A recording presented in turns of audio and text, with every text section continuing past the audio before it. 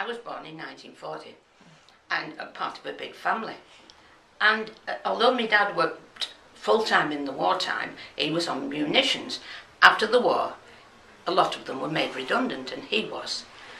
Now, at that point, we became very poor. My dad was going around selling sewing machine oil, and my mum and all my relations had sewing machine oil because they were buying it off him to keep the job. Now, I remember my brother had rheumatic fever, and the doctor used to come with a chauffeur who had a hat on. Now,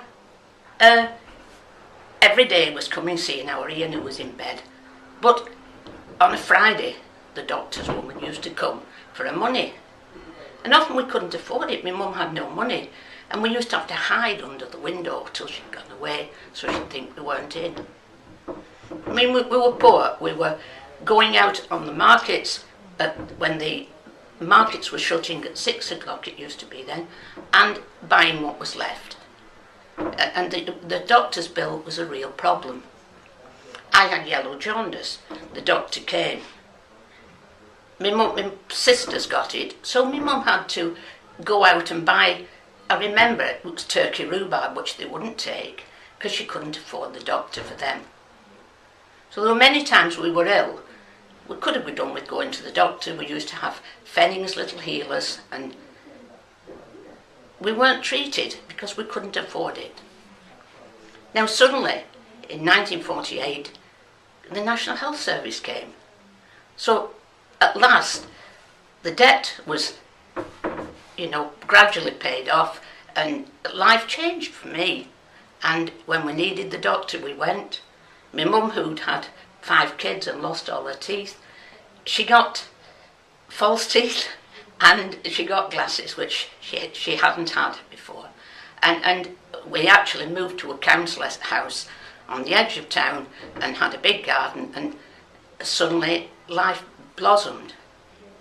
Now, from that point, eventually I got married and I had 5 children.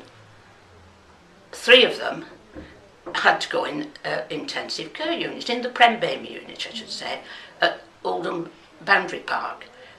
And the treatment was superb. One little chap was kept in a month, but he survived with excellent treatment, which was free. Now, following that, A&E, having 4 lads, often got accidents and had to take them and got good treatment. And that's carried on when I've looked after our grandchildren. And more recently, I suddenly found I got a pain in my eye, and it was filled up, and it was all full of blood. And this panicked me, so my son ran me to A&E. And very quickly, I got a doctor. I went away till the doctor came, and I was attended to. I was given treatment, and I was told, given a phone number, come back if it's any worse, and it was solved.